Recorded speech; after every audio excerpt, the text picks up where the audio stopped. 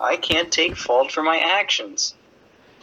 It's the Team RedEye Shit Show, starring Rabbit Waffles and me, Fugitive RedEye. Special guest star Richard Nixon, but he's not here. Rabbit Waffles as Captain Spaulding, and Fugitive RedEye as Sheldon Cooper. Don't fucking mention Big Bang Theory characters on here again, or I'll have you thrown out. But, Bazinga. Shut the fuck up. I didn't get to finish the thing I was telling you about Death Note. Okay, well, let's go ahead and talk about that then. Let's see. We're talking about the live-action Netflix one still? Yeah, live action. Yeah. I wanted to say that the casting for Ryuk, you still have to admit, is good, though. Well, I thought Willem Dafoe was the only one who was even slightly well cast, so yeah. But that doesn't make the movie good, that doesn't make the acting good, that doesn't make the script good. Yeah, the acting and script suck, but I like the movie look good. He likes the cinematography, but doesn't know the word for it. I'm not as smart. You put pretty pictures in front of me, I laugh, haha, good movie. Yeah, I wanted to say that, but the movie didn't have pretty pictures. It was just cool looking. It didn't, Haha, look good. I was gonna make a joke. Look nice and shiny. Look at all the lights. Nice and shiny. Oh my gosh, so excited. Look at all the pretty colors. Can't wait to see what's inside. Giant Barbie egg. I'm so excited. I'm so excited. I wonder what's inside. Wait, talk about Doom game. Doom game? Doom 4. like the 2016 Doom? I mean, yeah, I like that Doom. I think that the Doom guy was a lot more badass than that, and it definitely went back to its roots. He wasn't a guy in a tank top. I still think Doom 3 was underrated, though. Because I actually really like Doom 3. I like Doom 3. Yeah, Doom 3 is good. Honestly, if you change the music to the original Doom, it's a horror game. Not really, because you're still just going around blowing monsters away with fucking shotguns and stuff. Like, there's no way you're doing that in Doom 3.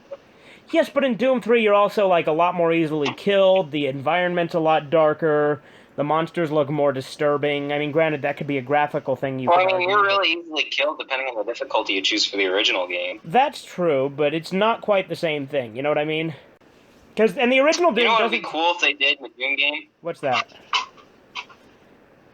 If in a Doom game, they gave you the option to choose whether or not you wanted to be action or horror. Like, it would change the atmosphere or something, and make it like a different kind of gameplay style depending on what you choose. I mean, that'd definitely be interesting. So the thing about Doom, the thing about the original Doom, is it doesn't really take itself seriously. Like, you read what quote-unquote cutscenes they have when there's the text on the screen telling you stuff. It's not serious at all. That's why I say it couldn't really be a horror game, because it's not, like, super, like, plot-heavy, and it's like, when it comes up on the screen, it's like, you need to get revenge on that guy who killed your rabbit. Fuck that guy. Like, I'm paraphrasing, of course, but it's something like that. Like, you know what I'm talking about? That was my favorite part of the game. in Doom 3, it's that's when they started. That one went really, really story heavy. Then Doom 4 gave you the option to listen to the story. Like, it would show, like, do you want to pay attention to the story in this part, or do you just want to continue? You could just pass whatever parts of the story there are. And I appreciated that. They gave me the option. Which is what I think they should do from now on, is they should give you the option. Like, they should have a story, but you can just ignore it if you want. Also, I hate games where where the only way you have to know what's going on is by watching a cutscene, but they still make cutscenes skippable. That's really annoying. Like in Doom 4, though, you don't need to know the story. You can just kill everyone. And I call it Doom 4 because calling it Doom 2016 to me is dumb. Yeah, so the quote actually is, someone was gonna pay for what happened to Daisy, your pet rabbit. So there you go, that's the, What's that in the original Doom? That's in the original Doom, yeah. I don't remember none of that.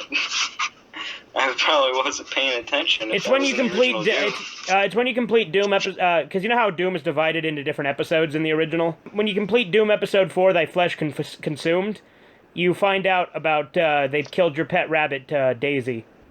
Isn't Thy Flesh Consumed a reference to the Bible? Probably. Or is that a reference to something else?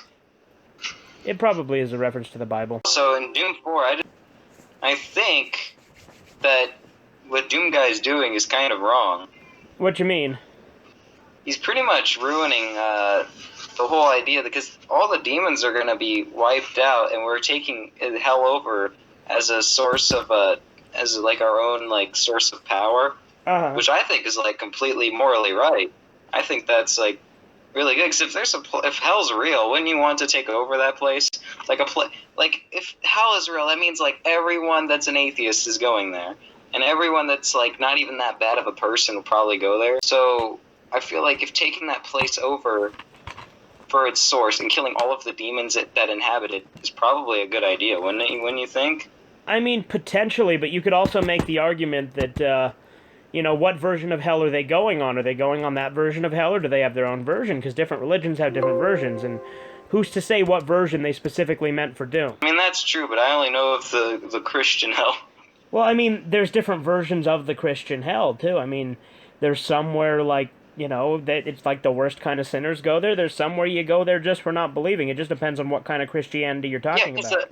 Because if you actually read the Bible, they never say that hell is a place where you burn for all eternity. That's the thing from Dante's Inferno. Right, which where there's multiple rings poem. of hell.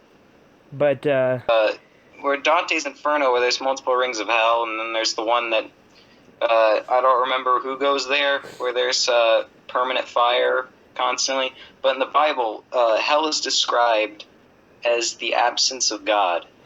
Well, that's only in the first 5 books or the Torah, because that's also what the Jews believe. But the Christians believe all sorts of different things, depending on which Christianity you're going on. But we're not going to go off on that tangent, because we're going to get comments if we do. You know what I mean? Well, I'm just saying what's true to the Bible. It's what's in the Bible. I'm not even saying my opinion on it. I'm just saying. I mean, no, I get you. I'm just saying, if we go down that, we're going to probably go off on tangents, and I don't want to go that way. You know what I mean? I wasn't going to bring my opinion into it. Okay, well, fair enough.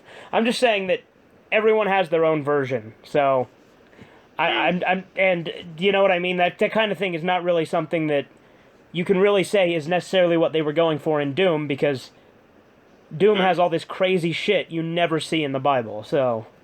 And I'm glad that Doom 4 took away a lot of the story aspect that was put in Doom 3.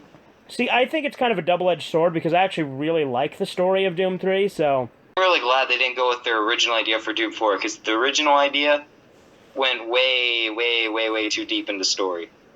Like, would you even agree to that? Like, do you know what the original plan was for Doom 4? I can't say that I have any idea, no. I looked into it, and there was way too much complicated story going on, and I didn't even understand any of it.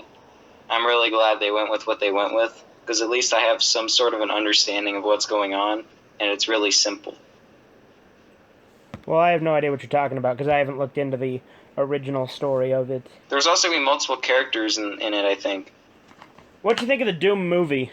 People hate it too much. It's not a good movie. It's a pretty bad movie, but people hate it too much. Agreed. So here's the thing.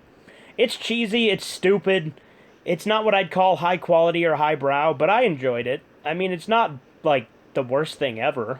That movie, I like the fact that humans can turn into aliens, and they're not even demons, they're actually aliens. I know, that's one thing I actually hated about the new Doom, not the new Doom, that's one thing I actually hated about the Doom movie, was that they were, like, super evolved Martians or some shit.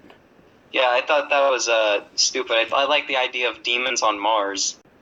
It's not even aliens, it's just straight up demons on Mars. That idea is funny to me. But, like, when you think, well, actually, now I think about it, in Doom, the demons can be aliens. I mean, if hell's a real place, and it's not on Earth, aren't they aliens? Okay, now you're getting too fucking technical. Because they're literally, like, in the movie, they're like, oh, these are Martians that had, like, super evolved, whereas in the games, they're like, we found a portal to hell here on Mars. Yeah. But if hell's not a place on Earth... No, I get what you're saying, but extra-dimensional you're arguing apples and oranges. Extra-dimensional beings and aliens, you could argue they're kind of the same thing in a way, but they're also kind of not. I mean, granted, you can make the same argument for Indiana Jones 4, because those are extra-dimensional beings in that, which everyone complains, oh, there's aliens in Indiana Jones 4. Well, they're not technically aliens, they're interdimensional beings. But at the same time, they're alien to this planet, so I guess kind of they're aliens. So it's fucking semantics, and it's confusing. But the point is, I don't like the way they were portrayed in the movie. I mean, in Doctor Who, the Doctor's not from our dimension, but he's still described as an alien. Well, yeah, like I said, if it's alien to us, then technically yes. I mean, Yeah. it's like I said, it's all semantics. But I don't like the way they were portrayed as just regular super evolved Martians rather than actual demons. And if I'm going to go off on a tangent here, this is going to be a spoiler, people who are watching this, but in Demon Lord Dante, I really don't like the way the demons turned out in Demon Lord Dante. And granted, you could argue in Devilman, in some versions, there's similar things. It depends on which continuity we're going off of. But with Devilman, there's still somewhat more traditional demons. Sometimes they're portrayed as just like this race that was here on Earth before us and not. But I just don't like the way they're portrayed on Demon Lord Dante. It's the same kind of thing, where they're like, oh, we're the original race on Earth, but they're like humans. And then God shows up, and God is like this alien. It's not even supposed to be... It's like this alien who thinks he wants to control the universe, even though he shouldn't. And, What's up? Something I think is funny about Devilman is that in that show, the devil has, like, was it 12 wings? Yeah. He doesn't have any wings because he got them ripped off, and that's why he's on Earth. Well, again, Devilman has its own different versions that are kind of a mix of Eastern and Western mythology. But in, like, Demon Lord Dante, the way Dante is created is he's like a normal human guy in like, again, major spoilers, but there's this, like, flashback to the very beginning, like, before the series began, like, the beginning of the timeline. And Dante was just like this normal human-type guy, and God shows up, and they're like, oh, we need to defeat God, and then Dante, like, merges with, like, this spaceship, and the spaceship creates Demon Lord Dante. It's fucking stupid. And don't get me wrong, I love Demon Lord Dante, but the way he gets created in the original timeline is just dumb. Whereas, in Devilman, there's two very different versions of Ammon, both of which are better than Dante, in my opinion, but one of which I think is superior to the other.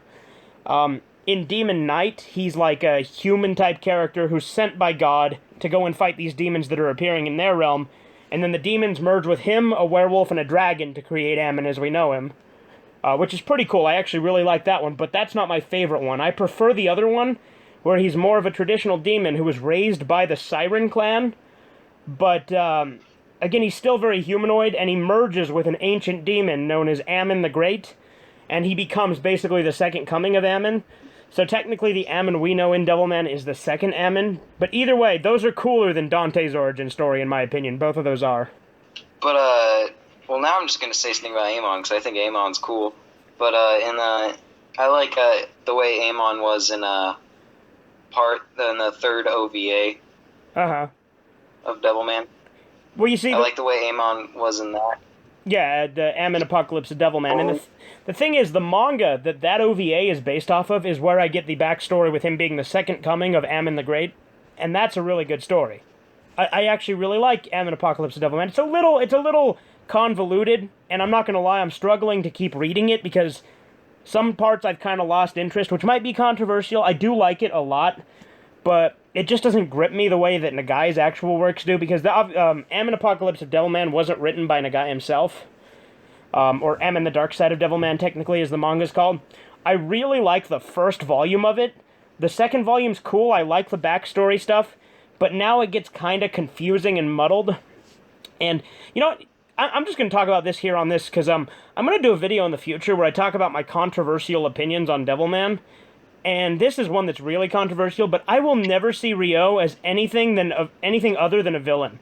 Anyone who tries to tell me Ryo is not the villain, God is. Fuck you. Ryo took everything from Akira. So anyone who tries to tell me he is not a villain is just wrong.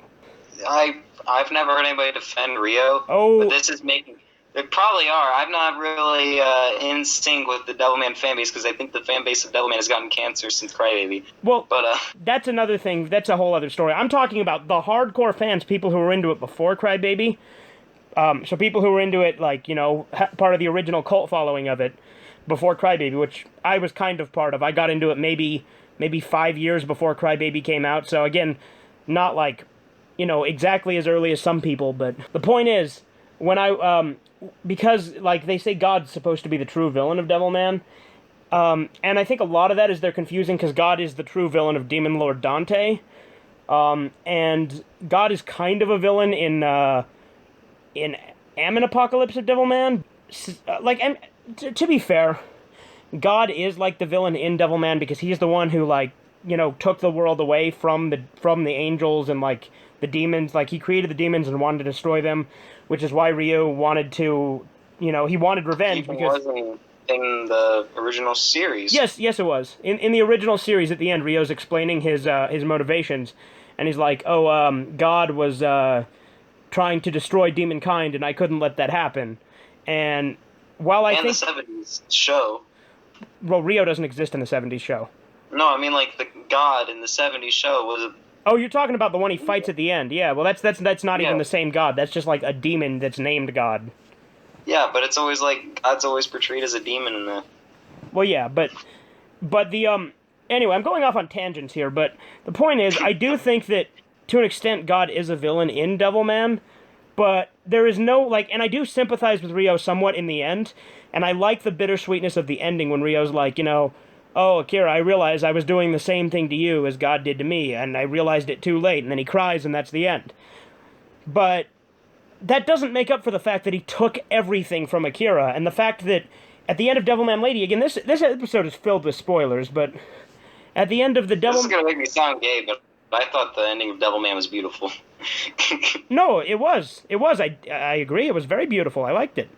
But yeah. The ending of Devilman Lady, the second canon series, fucking pissed me off. And it pissed a lot of the fan base off, in fairness, because it's rushed. And you can tell it's rushed. I do think Nagai did a good job with what he had. I just don't think it was executed properly, because Ryo shows up after Akira is reborn, and he's like, Akira, I'm gonna go fight God, how about you join me? And he's like, oh, you always drag me into this. Oh, okay, fine. It's like, you're not even gonna say, what, you took everything from me, why should I help you, or something like that. You're not even gonna question it. You're not even gonna go back at him and be like, hey, you were my friend and you betray me. Everybody betray me. I fed up with this world. You know what I mean? Fed up with this world. But instead, he's just like, okay, sure, I'll help you, Ryo, even though you took everything from me. It's like, no, fuck that. But, the thing is I do like Ryo as a character. I'm not saying I don't. I just don't see him as not a villain. I see him as a villain that maybe had a reason to become a villain, and I see that he might have been a good guy in the past, and I can see that he got twisted and kind of warped into becoming what he did, but that doesn't excuse the fact that he betrayed his best friend, and it doesn't excuse Akira wanting to help him. Doesn't make any sense to me. Yeah, from what you're saying, it sounds really out of character from the ending of the original Devilman. Yeah, so exactly. So the Devilman Lady manga, although I love it, and it's fantastic, and I highly recommend it, I don't care for the ending. And to be fair, most of the fans don't care for the ending, because it's very rushed. Like I said, that happens, and then literally in the next panel it says, humanity was once again wiped from the face of the earth. The end. It doesn't even show you a battle or show anything that happens. I think, but this is making me want to talk about the ending of the original Devilman even more, because the original Devilman, like, literally ended with, it's their version of like, Jesus coming back in from the Bible. It's, like, their version of it, where there's a bunch of angels coming down to Earth going their ticks or whatever. Are they African? You know what I'm talking about, right? At the end of the manga. Huh? Are they African or something? What's the clicks?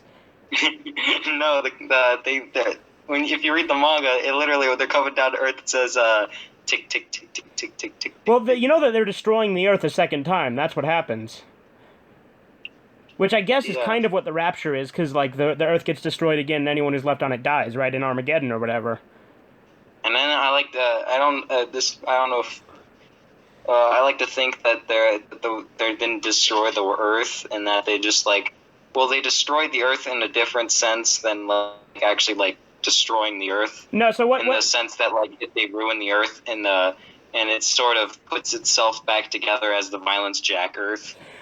So, that's going to get us on another topic, and I'm sure we're going to get comments about this, because my opinions on this are very, very different than a lot of the major hardcore fan base. Violence Jack is a sequel to Devilman, and anyone who tells me it's not is... Well, they're not entirely wrong, because Nagai said it's a separate series, and it's not canon, and he considers it its own thing. Yeah, but that's like saying that characters from Harry Potter are gay just because, just because, Well, and here's the thing, right? Here's the thing. Here's the complete truth about that. this supposed interview wherein a guy said that, I can find no sources on this except for one unverified sentence that is on the Devilman Wiki, which is fan-created. And I can't find any links to the actual interview or any quotes that he actually said this. And even if he did... So it might not even be true. Even if he did say this, which he very likely did, he's saying he likes to think of them as separate series because it doesn't really connect until the end. So fair enough. But just because something is an indirect sequel doesn't make it not a sequel. And although you could argue with me about this, and some people have, then say, oh, it's not a sequel because it's a very loose connection. But in my opinion, when the main character is the main character from a previous work, that is not a loose connection. That is a very strong connection. Albeit, they don't mention it until the end, sure, and then he goes back to being Jack after... But it's like such an important part of the manga. Yeah, it's like the... Because, to be fair, and in fairness to this, one thing that could be used against me, although I own every single volume of the manga, I am only currently reading Volume 7. That is in Volume 18. This is, of course, talking about the complete edition volumes, which are double length, so that there's less of them. But in Volume 18, I have seen the pictures, the final panels, and from what I have seen, it happens. He turns into Devilman, he turns out to be Akira, he defeats Ryo this time, and then he goes back into being Jack to become the protector of the wasteland, something like that. But... How the heck can you ignore that? Yeah, but the thing is I haven't translated it yet, so maybe it turns out this is a hallucination or something, or it's symbolic or something like that. If that's the case, I will completely apologize once I translate that panel. But until then, I am still going to be of the opinion that it is a sequel. Well, if it turned out not to be real, then it's just stupid. Well, yeah, well, I wouldn't say that, because I still love Violence Jack. And in some ways, it's one of my, like, Violence Jack is like it's like Go Nagai, the manga, because it combines, like, all of his stories into one, and I love it. I hate when stuff turns out to be a dream, though. Yeah, I agree. Movies and shows. So, the thing is, Go Nagai has definitely said Violence Jack is non-canon. So you can use that, sure, maybe it's not a canon sequel, so it's not what actually is supposed to have happened. What actually is supposed to have happened is after they recreate the Earth at the end of Devilman, it becomes the world of Devilman Lady. At which point, that whole cycle happens, and then the Earth gets destroyed and recreated again into Devilman Saga. Now, I don't know how Devilman Saga ends, because it is ongoing, but I actually really... I like how you're trying to argue with people from the future. Yeah. But, but I'm explaining to you how the timeline works, too. Because in Devilman Saga, it's still ongoing, so I don't know how that ends yet. But in Devilman Saga, I like it a lot, because right at the beginning, Akira and Miki are married. Now, Akira's name is Yuki, but it's very clearly Akira. Because sometimes the names change with the reincarnation. That just kind of happens, just like how Jun's brother is actually a reincarnation of Tare from the original Devilman. But his name is something completely different. I don't even remember it. In Devilman Saga, there's a lot of stuff I like about it, and I really want to see where it goes, because that is supposed to be the final entry in the canon timeline. And the ending of that is going to be the definitive ending of Devilman. And I really hope that's good. If it's not, guess which ending I'm going to accept? Violence Jack. Devilman I like because of how, like, I hate the idea that there's supposed to be, like, a true canon sequel to Devilman. I hate that idea entirely. I don't think there should be a true canon. I think it should, like, it should be something you choose. Well, and that's the way I kind of look at fiction, you know what I mean? Just like how... Yeah. Now, this might get us comments from someone completely different. But I don't really acknowledge Dragon Ball Super. For me, it's all about Dragon Ball GT. Wait, can I say something? What? About, on the topic of, like, getting to choose a sequel? Yeah. You know the Living Dead series? Like Night of the Living Dead, that kind of stuff? Yeah, there's that whole series. I think it's, like, after Night of the Living Dead, there were like clear sequels that were made by the same guy, but then there were another series of sequels created by another guy called The Return of the Living Dead series. Uh-huh. You know about those series? I've heard of them, yeah. So, in the world of Return of the Living Dead, Night of the Living Dead is a movie that actually happened, but it's based on true events. So Okay. it actually did happen, but the movie is based off of what actually happened, and the movie still exists in their world. It's like a Devil Lady, Okay. where they have the show, you know? Or is it a show? I It's a think manga. It is. It's a manga, but yeah. The manga, okay. And then, or I could just have used Crybaby as an example, but I feel, but like people will get mad at you if you consider that a sequel. But I mean, like, it is a sequel. It's just not made by the same guy, and it's just its own thing. You can't say it's not a sequel, because even in the movie doesn't happen if the first movie didn't exist. It has to be a sequel. You know what I mean? Uh-huh. It's just not a traditional sequel. Right. Like, you could say it's not canon to the original, but the original is canon to it. Well, yeah, exactly. And that's the other thing, is even if Violence Jack isn't canon to Devilman, Devilman is canon to Violence Jack. And a lot of people use this quote on Devilman Wiki where it's like, he says it wasn't canon to each other. Well, it's like, if the character exists and it has the same backstory, I don't see how you can say that Devilman is not canon to Violence Jack. Even if Violence Jack is not canon to Devilman. That's my point. It's like, I feel like people should just, what I think people should just choose the ending they like, and then just leave other people alone who choose their ending they like. Yeah, exactly. Like I said, as I said before, Dragon Ball Super, I don't really acknowledge it. I think of that as like a side story. I figured it out. What's that? I figured it out. Alternate dimensions. Just say it's another dimension. Well, yeah, you could say that, exactly. And that's another thing. With Devilman, if you want the most direct sequel, the sequel that follows the most after the original, Devilman vs. Hades, by far. Because it takes place right after the end of the original, and it ends up with Devilman in hell looking for Miki's soul. And it doesn't have anything to do with reincarnation, which I like, because it's just a direct follow-up. Granted, it ends up being a crossover with Great Mazinger, and a lot of cool shit happens because of that. But there are so many interpretations. I love Devilman because of that. Yeah, exactly. And there hasn't been a single Devilman thing I've disliked, except, I'll say this right now. Everyone tells me I need to read Neo Devilman, and I do plan to. But I will tell you this right now, because Neo Devilman was written by multiple authors and has just a bunch of different stories, some canon, some not, that just take place in different variants of the universe. And each chapter is like its own different original Devilman story. Some of which are written by Go Nagai, other ones not so much. But the first chapter, which is the only one I've read, I fucking hated. I hated the first chapter of Neo Devilman. Because it's so fucking stupid. Because what happens is, Rio's like, hey Akira, you should sacrifice Miki to me and love me. And Akira's like, okay, let's sacrifice Miki, Rio, I love you. And then they kiss. Just a couple of gay boys having a gay old time. Yeah, but like Akira just is totally like, yeah, okay, let's kill Miki. Okay, and then they fucking crucify Miki, and Akira and Rio end up together. And I'm like, that's fucking retarded. That is dumb, but I think like what kind of gay ass yaoi fan fiction is this stuff? Rio can be gay for Akira, but Akira cannot be gay for Rio. Well, the thing is Rio isn't even really gay because he's a hermaphrodite. But yeah, but I mean, like he can be in love with Akira. That's a better wording. Is like I feel like Rio can be in love with Akira for a manga to work, because that kind of was implied in the original manga.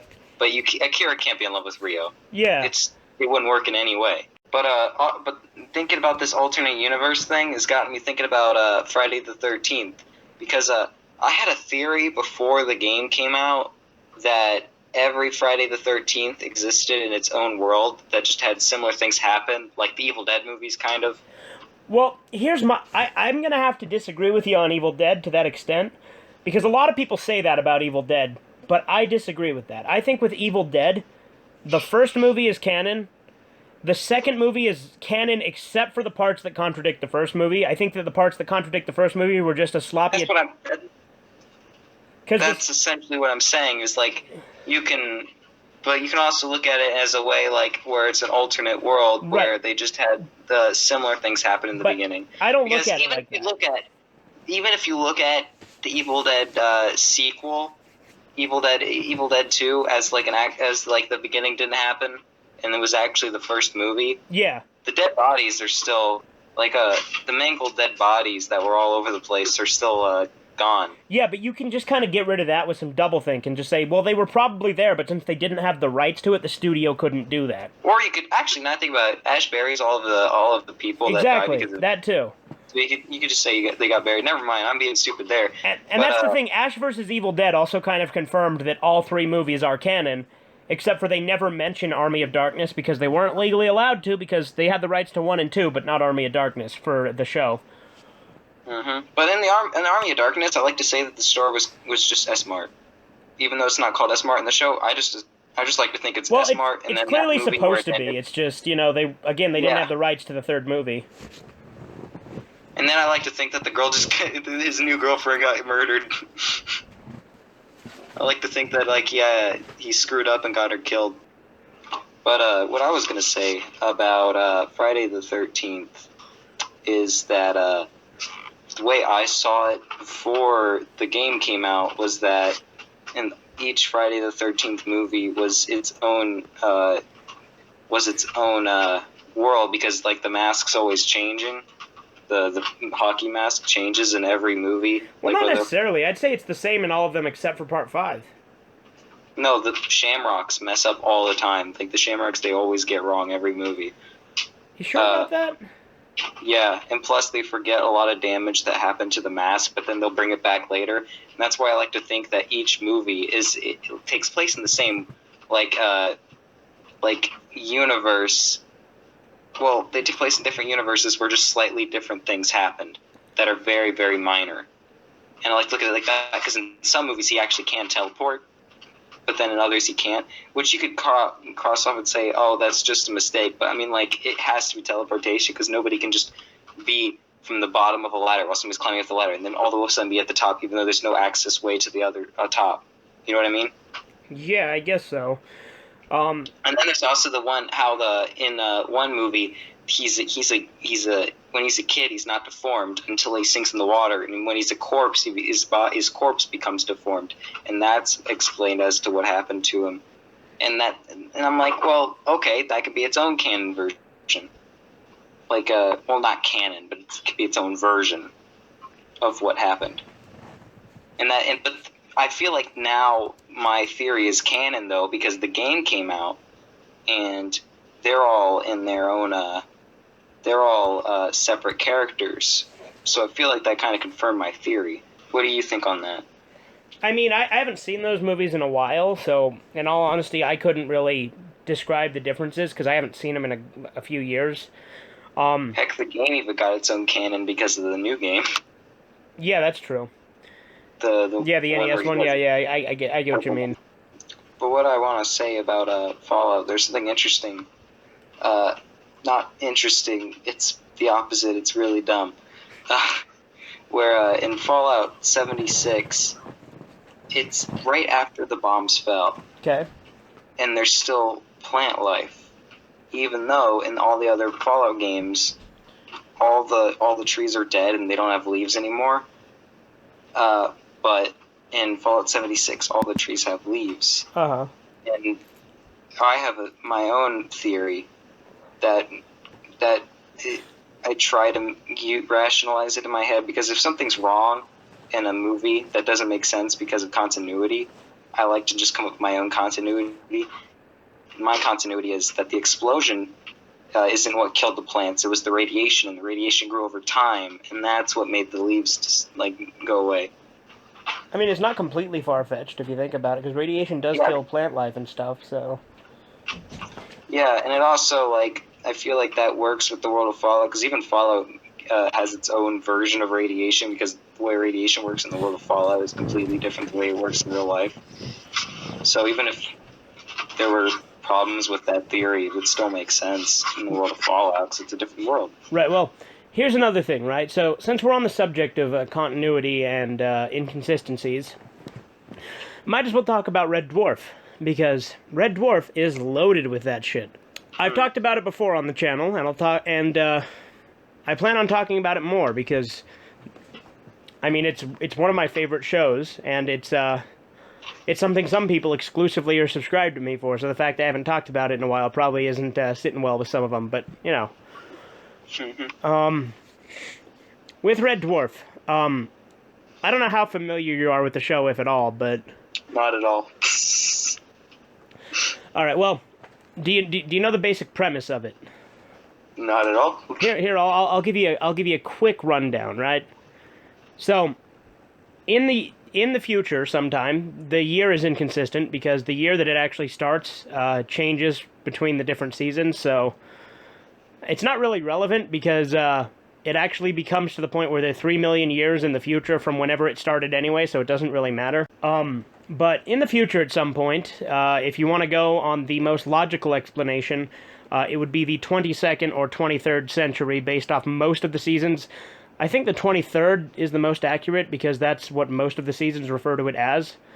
So sometime, presumably in the 23rd century, again, I'm going too long about the fucking century it's in, but there's this guy who's a repairman on a spaceship called Red Dwarf. He's a vending machine repairman. That's his sole job on this spaceship called Red Dwarf. And he gets in trouble because he smuggled a cat aboard, which is an unquarantined animal, and they're like, it could cause all sorts of problems. It could get into the wires. It could destroy the ship. It could cause all sorts of problems. It could have a disease nobody knows because it's unquarantined and they haven't had it, tested. And he refuses to give the cat up. So, as a punishment, they put him into stasis. Are you familiar with the concept of stasis? No. Well, it's where you're basically frozen in time. You go... Oh, well, I could have guessed that. Never mind. Yeah, they put you in this chamber and they freeze you in time. So, as a punishment, he's going to be put into stasis for 18 months. Now, in later seasons, they say for 6 months, but 18 months. That's what I'm going to say because that's the original. So anyway, he's supposed to go into stasis for 18 months, which to me sounds like a weird punishment because the way stasis works is he's just going to feel like he steps in and out because time doesn't affect him at all in there. Yeah, so that doesn't make sense. As a punishment, no, but it's how they set up the plot of the show, and like I said, it's one of my favorite shows. But anyway, he goes into stasis, and he steps out, and he's like, oh, I've only just got in, which, again, kind of points out the flaw in the punishment, but the computer's like, Dave, please report to the drive room. And he goes to the drive room, and he starts seeing all these ashes and dust around everywhere, and he's like, so where is everybody? And he's like, oh, they're dead, Dave. And basically, what turns out is while he was in stasis, there was a radiation leak that killed the entire crew of the ship. Basically, he's been in stasis for 3 million years. The computer kept him in there because the radiation was still too toxic, and it took 3 million years for it to die down to an acceptable level that he could survive. And so he's let out 3 million years in the future, and he's the last human being in the universe, presumably. But this is reminding me a lot of Futurama.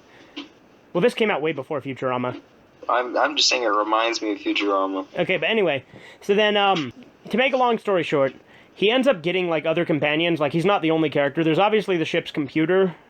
But then there's also a character named Rimmer, who the computer creates a hologram of his bunkmate to try and keep him sane, even though he hated his bunkmate when he was alive. But so it's like, is that who you named the one guy after? Yes. Yeah, I call my manager Rimmer when I'm doing Tales from the Drive-Thru to protect his own identity and because he acted a lot like Rimmer. Anyway, so his real name is Jefferson. Spam him. I hate you and hope you die.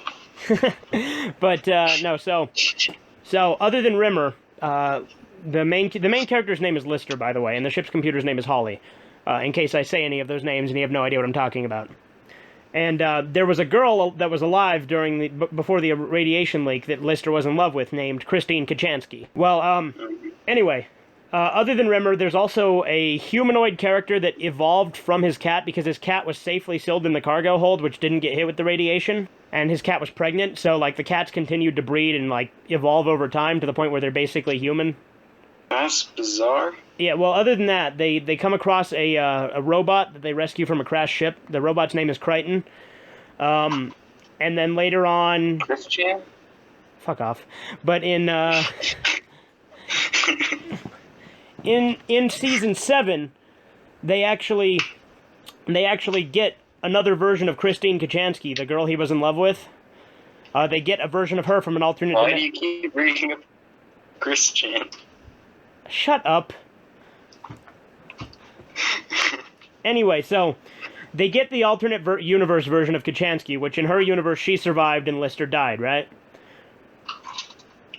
Uh-huh. But anyway, now to get to the inconsistencies part, because that's basically the plot of the show. They go on all sorts of crazy, stupid adventures, and they meet all sorts of people, and it's a sci-fi comedy. Like, it's a sitcom, but with sci-fi elements. A lot of the way that it's described by some people is it's like Star Trek, but funny. Point is, so, in the first season, when Lister was in love with Kochanski, he was just a loser who loved her but never talked to her, right? Like, he wanted to talk to her, but he never got the balls to do it. And after she died, he lost that opportunity, right? But starting with season 4, it might have been season 3. It was either season 4 or season 3. I think it was season 4. It might have been in the episode called DNA. It was either during DNA or The Last Day, one of those two episodes. It was a Crichton episode. Anyway, Lister's talking, and he's like, oh, Kochanski, he's telling a story about how Kochanski had broken up with him, and he hadn't gotten over it. But it's like, they never dated, so they're trying to say, oh, they dated, and she broke up with him. And they briefly mentioned it in that season. And it's like, what the hell are you talking about? And then, in season 7, they get even more crazy with it. I'm building up to my theory here, so I'll explain that in a minute. But in season 7, when they get the Kochanski from the alternate dimension, they mention that... Actually, no. Before they get to season 7, there's an episode in season 6 where Crichton says that Kochanski was a woman that Lister dated for 3 weeks, and then she dumped him for someone else. Which, again, contradicts the first season, but whatever. Starting with season 7, when they get the alternate universe version of Kochanski, they did date for like 3 weeks, broke up, and then, you know, Kochanski died in his universe, he died in her universe. But, anyway, I have my own explanation for that, right? It does require a bit of doublethink, because you have to pretend that certain lines of dialogue don't exist. But I like what you said, because it makes it easier to explain it away.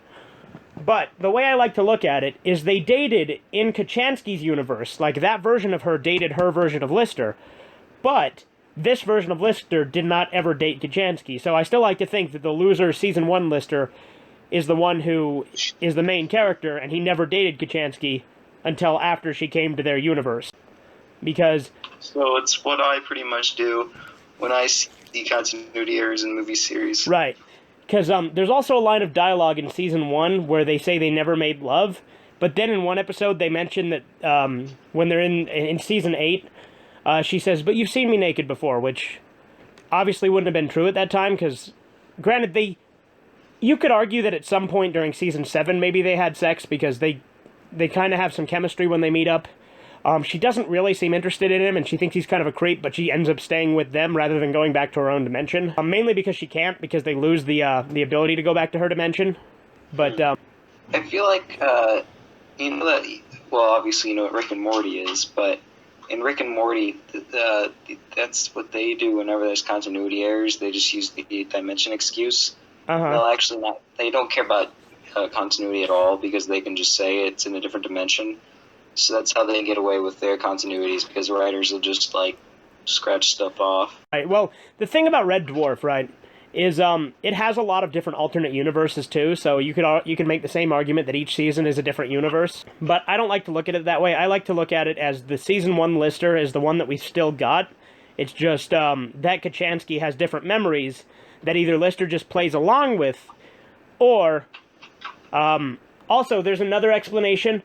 at the end of season 6, there's this whole thing with their future selves killing them that causes all sorts of, like, anomalies in the timeline. So you can explain really any inconsistencies with, like, you know, when the two timelines merge together and cause certain anomalies. Maybe some of these inconsistencies are those anomalies, you know what I mean? But yeah, since you have no idea what I'm talking about, I think that's where I'll stop on Red Dwarf for now, but it's a good show. I highly recommend it. Yeah, I want to tell you about Alf. I'm just going to explain the idea of Alf to you, where this alien is in a UFO and crashes into a house. This show, I think, came out like not that long after E.T., so I think it was sort of riding on that E.T. thing, and they actually make a lot of references to E.T. So when Alf shows up, it's like I feel like if anything, it's a parody of E.T., where right. The alien is with a family, and they grow to like him and try to keep him away from the government so they don't do experiments on him. Right. But in Alf, he wants to eat their cat, and it doesn't ever stop. And the whole series, he every episode, he's trying to eat the cat. It's not like a big focus. It doesn't affect the plot. But it's not important or anything. But I like the fact that Alpha has been accepted into their family, and they think of him as a family member, but they also think of the cat as a family member. Uh-huh. And they bring it up quite a lot, and I think it's funny, the idea that it's like that Alpha's always trying to eat this person that they refer to as a member of their family. Uh-huh. But Alpha's also, like, he does not do anything good for these people. He gets them in trouble with the law constantly. He's always breaking stuff, and he tells jokes a lot, but they're always at the expense of the people of the family. So I'm confused as to why they care about him at all, because he has not done a single thing good to them. All he has done is made their life worse, and he hasn't even, like, you could say that, oh, well, they have a charm for him like a kid, because a kid screws up, but you still love him. But kids at least benefit you in some way. Alf doesn't. He doesn't love, I don't think he loves the family. He's just there to screw around and be a jerk to them all the time. Uh-huh. So when there's, like, sad episodes where they're trying to make Alf seem like it's sad that he's going away, I just don't care, because he's been horrible to these people. He's gotten them in trouble with the law and all this other stuff. And there's never, like, small moments where he's nice, because then, like, 2 seconds later, he'll just make a joke at someone's expense. Uh-huh. But I still like Alpha as a show. It's pretty fun. Well, I have a pretty good explanation here for you, if you'd allow it. Here's a good explanation for the whole thing. You know what they say, love is blind. Let's go eat, huh? Everything is fine. No, but no, you know what they say, love is blind. Love is blind. But doesn't Alf have a really dark ending? Oh yeah, it ends with the government kidnapping him. Okay, I thought it had a dark ending, and because they did do a new season after that, so it just ends with the government kidnapping him to do experiments on him, and there's nothing good that happens. Wasn't there a spin-off where he got a talk show though? I don't think so. Because I vaguely remember Alf as a talk show on host. The DVDs. On the DVDs, there's little beginnings to each DVD where he's doing his own talk show. No, but I feel like he had an actual talk show. Let me look this up. Maybe he did.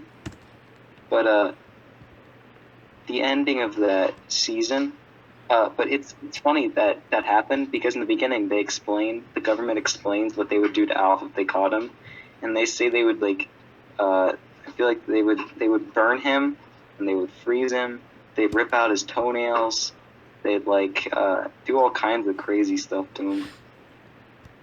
They'd poke him with needles. Alf's Hit Talk Show, yeah. There was a show called Alf's Hit Talk Show back in 2004. Well, Alf was from the 80s, so that's way after. It only had 7 episodes, though. And I doubt they wrote off I doubt they wrote off the ending. Yeah, I doubt it, but... Because, I mean, what are they gonna say? It's like they bring up a talk show, and Alf's just like, yeah, I lived. It's like, yeah, nothing bad happened, don't worry. You see, I always thought of Alf as a talk show host, because I never knew about the sitcom when I was younger. Oh, so... Like Conan O'Brien. Wait, so there's a movie. Did you know there was an Alf movie called Project Alf that is actually the ending to the series? Wait, there is? Yeah, it was made back in 1996. Well, now screw everything I said about the ending. Yeah, it begins where it ends, and You know what the best... What do you call a TV show and movies in general? Like, without calling them TV and movies. TV shows and movies. Video? Film? Wait, can you call TV shows films? I mean, you'd call it videos. I mean, you could call a movie a show, technically. Okay, well, then the best show that has an alien that comes into a family, and you probably know what I'm going to say, Mac and Me. Oh yeah, 10 out of 10. Way better than that hack E.T. Yeah, apparently Project Alf actually didn't do that well because they recast most of the characters in the movie. Well, yeah, I feel like all the kid characters probably grew up. Yeah, because it was 96, so... Yeah, the kid characters are probably like in their 20s by then. Well, actually, one of them might have been in their 30s. My cat is destroying my room in a spoon. Yeah, so I guess it does get a happy ending with the movie, because he gets made an ambassador to Earth, and the government like basically accepts him. I'm thinking of that Monkey Jones joke. I like to amp her. You remember that joke in friggin' Monkey Jones? Which one? The ambassador joke from Monkey. I don't know if I remember that one. He says, this girl's an ambassador, and man, I would I'd like to amp her ass with my adder, or my adder, or whatever. Yeah. Yeah, okay. That was, and then, wait, I want to talk about Monkey Jones, Monkey's anime reviews, because that, I think, is the perfect dramedy series of all time. I mean, I definitely enjoyed it. It's one of the better web dramedy series, for sure. And I'd say it's better than BoJack Horseman, especially with BoJack Horseman just being so shitty the last season, but... oh, man, final season of BoJack Horseman, like, BoJack Horseman at first was, like, dark, but it wasn't, like, it didn't seem like it was trying too hard. But then in this last season, it's like, BoJack is addicted to drugs, and he beats a woman. And he strangles a woman. And then his friend, who says she doesn't actually like him, but wants to help him anyways, takes him to get help at this, what do you call those places? Rehab? They're just called rehabs? Rehabilitation center? Okay. Yeah, and then she takes him to that, but it feels like it went way too far. Like, I'm cool with shows being dark, but not when you can obviously see they're doing it just to be dark. Well, I feel like it has to have a point. My problem with BoJack Horseman is several characters just became uninteresting and, like, shitty in the later seasons. Like, Diane? Fuck Diane. I hate Diane. Oh, Diane wasn't even good in the beginning. Well, the thing is I didn't think she was good, because she still had those annoying things where she was very, like, self-important, and she was very, like, you know, not to get too into it, but, like, she was very feministy and stuff like that, right? But... I feel like her brother said it best, Brian. Right. Exactly. She's a fucking whiner. But I think what made me just absolutely hate Diane, I think it was the ending to season 4, when she divorces Mr. Peanut Butter because he gives her everything she wanted. And it's like, why the fuck are you getting mad at him for giving him everything you ever wanted? But to be fair, he didn't respect her boundaries, because I feel like it's, like, implied that she has, like, some sort of social anxiety. And he keeps, like, bringing fuck people that around her. bitch. I will not accept any sympathy towards her, especially, like, because the beginning of the next season, season 5, they're like, oh, Diane's going and finding herself. Let's feel sympathy for her and watch her journey and watch her grow as a person. No, fuck you. I don't care. Are you talking about that episode where she tries to figure out her heritage? Yeah, where she goes to, like, Vietnam or something. Oh, yeah, that episode was making fun of her. It was lame. The episode was, like, talking about why what she was doing was stupid. I didn't get that impression. At the end of the episode, she literally was like, you know what? I don't think my heritage really matters. I was born in America. I'm American. I still don't like... born in America, but what was it? I don't know. And I think that the show got too political with seasons 4 and 5, especially season 5. Because, I liked the show when it was about the characters, and I hated that in season 5, BoJack Horseman wasn't, like, really about BoJack Horseman. It was about the other characters, and BoJack was just there. BoJack's definitely the most interesting character. Yeah, I like BoJack. He's the only character I've consistently liked throughout the whole show, you know? But in this last season, like, I feel like they went overboard with him a little bit. But, like, the last season I think is bad, because even BoJack was bad. Because in every season, if the other characters were bad, at least BoJack was good. This season, I didn't even like BoJack, so I can't really... My favorite episode of all of BoJack Horseman, because it actually was depressing as shit, and I felt so much for it, was the end of season 3 when, what was her name, Sarah Lynn? Yeah, Sarah Lynn. When she died, that was the best episode of the show, by far. Yes! Yes! I could never agree with you more than I agree with you now. Yeah. Like, it was... That was my favorite episode. Was such a good episode, because it was depressing as shit, and Bojack felt like the whole thing was his fault, and to be fair, it kind of was. Yeah, he gave her Bojack. Yeah. Bojack killed her. The drug Bojack. Yeah. It was the heroin that did it. And just the way that episode played out was like... I was like, okay, this show is fantastic, and it... Like, I thought it would just keep getting better. Well, to be fair, I never thought it would be able to top that episode, because that episode was so good. But I was like... I felt that same way when I saw that one episode where the girl comes in with a gun. Like, I was like, oh man, this has to be the peak of the show. But then I saw the Sarah Lynn episode, I was like, oh my god, this has to be the peak of the show. And then it was. Yeah.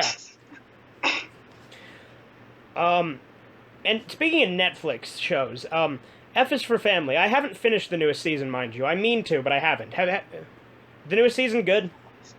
It's the best season. Yeah? Season 3, best season of F is for Family. Okay, my favorite. I've really liked that show so far, because I feel like Bill Burr is an amazing writer. He's an amazing comedian, an amazing writer, and an amazing actor. Right. And I think that F is for Family does the dramedy thing way better than BoJack Horseman did. They also do it way more subtle. Yeah. Well, because it's like normal family issues, you know? Yeah, like, you could barely even tell there is drama, because this is, like, stuff that'll even go on in your life, like... But I feel like the drama is what makes it good, because the comedy's pretty good too, but I think that the drama is what makes F is for Family really good. The Season 3 definitely has, like, the most clear-to-see drama. Well, yeah, and I feel like Season 2 had more than Season 1. I feel like it's kind of evolving, which is the way I like dramedies to go. I don't like it to be all at once. Moral Oral did that. Yeah. Like, Moral Oral, there was still drama, even in Season 1. Like, a lot of people don't notice it in Season 1, but, I mean, it's only really in one episode, in the best Christmas ever. With the whole thing Moral Oral, I think the peak was definitely when they went camping. So, although I'd say that is a really great episode, it's probably my second favorite episode. My favorite episode, by far, is Passing. The one that shows Clay's backstory when he was a little kid. Man, my cats are being annoying. Can you hear all the things they're doing? No. Okay, good. But, because Clay is my favorite character of Moral Oral. Clay? Yeah. Yeah, mine too, like... that is the father, yes. Yeah. I haven't seen it in a year. But, I feel like that, the camping trip was the moment where I felt like, where I thought was, like, the most depressing moment. But then I thought the funniest moment was, turn the other cheek.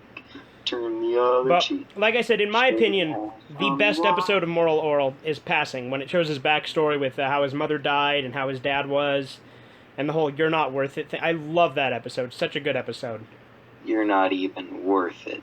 Do you know what I got a lot of flack for? Like, it's one of my most divisive videos I've done. What? The worst Moral Oral episode video I did. What was the worst Moral Oral episode? Well, in my video, in my opinion, I said it was Close Face, and a lot of people got really defensive about that.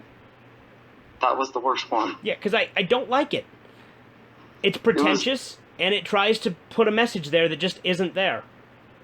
Yeah, and then, like, Close Face isn't even a thing. Exactly, that's what I'm talking about. Like, and a lot of people ridiculed me in the comments because they're like, oh, well, you know, it was them giving their own name to an already existing concept, Lover's Nose, or whatever it's called. And they're like... It's not even a real thing, because, like, if you get that close to somebody, it doesn't look like that. I mean, it can. I've seen it before. I know what they're talking about. If you try to focus really hard, yeah, it's not exactly. Like just something where you look somebody in the eyes and all of a sudden it's like that. Well, in my experience, whenever you kiss someone, you usually either close your eyes or you're not really paying attention when you look. Yeah, so I don't... It's supposed to be when you touch foreheads. Yeah, exactly. Thanks, Danny. But I don't really get how that's like a special thing, because it could just be the same as a hug or a kiss or anything. It's not really special. And like, nobody even cares about that. That's nothing to people.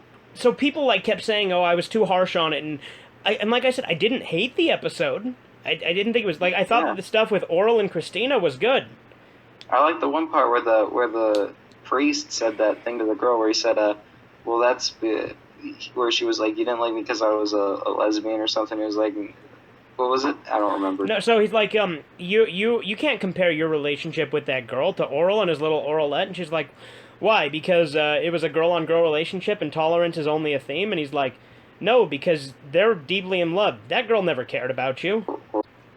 Yeah, that I thought was like that was actually a good part. I thought. Yeah, like I thought that was good. I thought like there was a lot of good stuff in the episode. I liked a lot of it. But the close face aspect of it, I fucking hated, and a lot of people got mad at me for that in the comments. Plus, I just don't care whatsoever about Oral's relationship with that girl because it's very underdeveloped. I disagree. I think his relationship with Christina was one of the better things of that episode.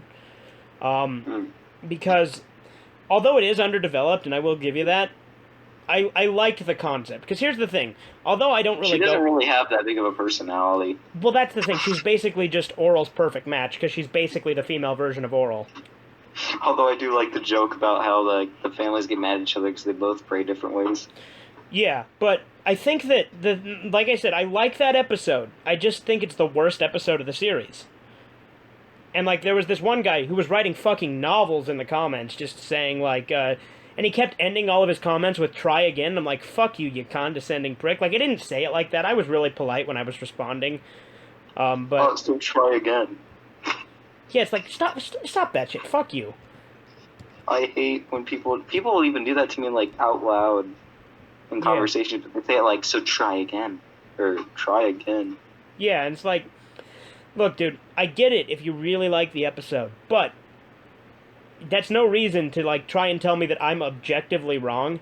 Because they're like, it's not the worst episode. If there was a worst episode, it would be one of those episodes where Oral, like, the formula ones from, like, season 1, where he, like, hears a lesson, misinterprets it, etc. You know what I'm thinking about now? What's that? How much I hate my 13-year-old self. Because when I was 13, I was really into Onision and edgy channels like that. Ooh. Yeah, I was really, really into Onision. And if anybody, like, made a video on him, I would literally respond in the comments defending everything he did. And saying, well, see, if you listen to his video, this defends this. And then I'd, like, say something snarky or something. And it would always, it was really cringy. And speaking of cringy, that's another thing I didn't like about Closeface. There's that song at the end that tries to bring all this meaning to the Closeface thing. And I thought that song was cringy as fuck. But everyone in the comments was like, oh, you're really gonna... Any girl sings a song while hitting a guitar.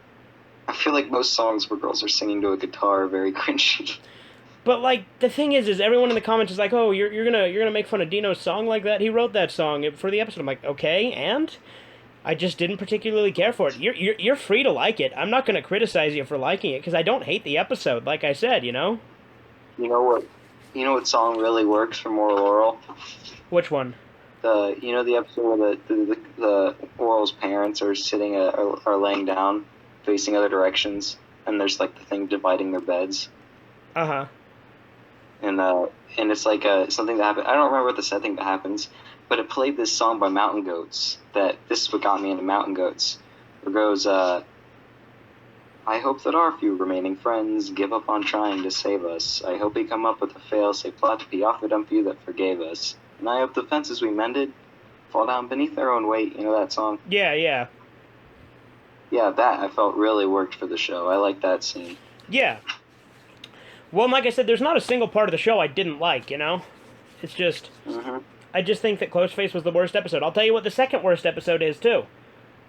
Courtship.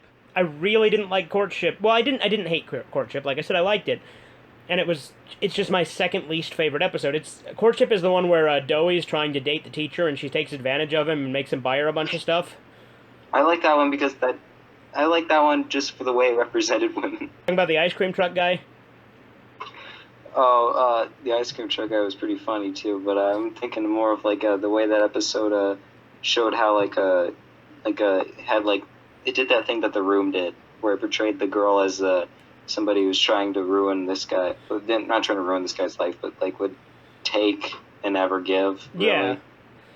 But the thing is, Doey's one of the characters I feel really bad for, because he never gets a resolution. His life is always shitty in that show, if you pay close enough attention. Oh, yeah, and there's the one episode where he's trying to... Well, I don't like him. He was a jerk to freaking Oral. What you mean? Oh, you mean like in the one where he's trying to get Clay's attention and like. Yeah.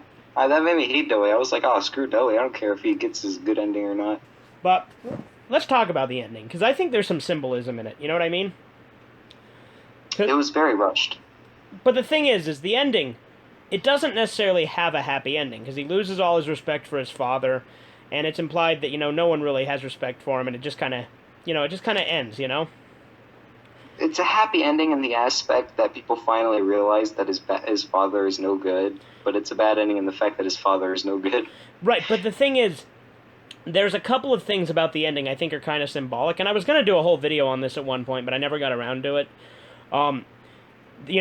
He gets his family, because it flash forwards to the future, and you see Oral with Christina, and they have their kids, and there's a cross on the wall. And although I'm not a religious guy, I really liked that, because it meant he was able to keep his faith and beliefs, despite the fact that the person who ingrained all of that in him lost all of his respect. And he was able to keep his faith despite all of that. And I thought that had some deeper meaning to it, personally. I'll have to say that that's a pretty good message. Yeah, and I like that. Cause I personally have certain thoughts that I wouldn't get into in this video on that, but... Because, even if you don't agree with faith, you know what I mean? Things like that. I think... I think I like the idea of hope, but I hate the idea of faith, but I can respect other people's opinions on faith. Well, the thing is, I just thought that the symbolism in it was really nice, because I thought that, although, like I said, I'm not a religious guy, I liked that Oral was still able to have it, despite everything that happened to him throughout the show. Yeah, I feel like it shows, just because you've had bad experiences with people and who've had that, you know what I mean? Yeah. Because the show the joke of the show is making fun of Christianity. Yeah, exactly. I mean, and in the end, it still managed to show that it's not bad to be Christian. Yeah, and and Oral's like a different kind of Christian, because he doesn't take all of the stuff that the town does as well. Like, at least that's the interpretation I got, that he would have a better family and a better understanding of it. I feel like Oral's relationship with Christianity is like Kyle's relationship with is it Judaism? Yeah. In South Park, because in the South Park, Kyle is a Jew, but he doesn't take the messages of it seriously. Well, Oral takes it seriously. I'm just saying he's not as judgmental or mean-spirited. Yeah. I'd say that's what differentiates Oral from Kyle, is Oral is very serious about it. In fact, that's his whole personality trait throughout the entire show. I feel like he figured out because now that he's an adult, he can finally look into it himself, and he's like, wait a minute, my dad lied to me. Well, I think, because the thing is, he still believed in it. I just think that he didn't want to be mean to other people, and he took it in a different way, you know what I mean? Mm-hmm. I feel like the joke of the whole commandments thing in that show, where he'll make up all these other commandments, I feel like the joke of that is how, people will, say stuff about the Bible that isn't true, or they'll push their own beliefs into religion. Moral Oral is by far my favorite dramedy still. And I know we kind of started with this with Mumkey's anime reviews, and we just kind of spiraled away from that and didn't really talk about it, but... Well, now I'd like to talk about it again, because that's my favorite dramedy. See, I like Mumkey's anime reviews. I like it a lot, but I think that Moral Oral still beats it out for me. But see, something I could say about Mumkey's anime reviews is that there wasn't a single episode I disliked. Because there have been episodes of Moral Oral I disliked, there have been episodes of BoJack Horseman I've disliked, and there's been episodes of F is for Family I've disliked, even though all those shows I think are really, really good. But Mumkey's anime reviews, I haven't seen an episode I didn't like. I mean, there's a few of them that I didn't really care with Mumkey's anime reviews, like the One Piece review where he's literally just reading comments. I mean, it was funny, because he was just reading off stuff people were saying in the comments. But Mumkey's actual videos are really a mixed bag compared to his anime reviews, because when it comes to anime reviews, there's no episodes I dislike, but when it comes to Mumkey's videos, I feel like often he can be really boring. Well, and obviously he got the short end of the stick when it comes to YouTube with the way he just got fucking yeeted off the site, but... Yeah, the only reason Mumkey's famous now is because he was kicked off YouTube. Yeah. I think it's funny. But, I still think now he's hit YouTube celebrity, but the reason he's a YouTube celebrity because he doesn't have his channel. About how he got kicked off YouTube. Yeah.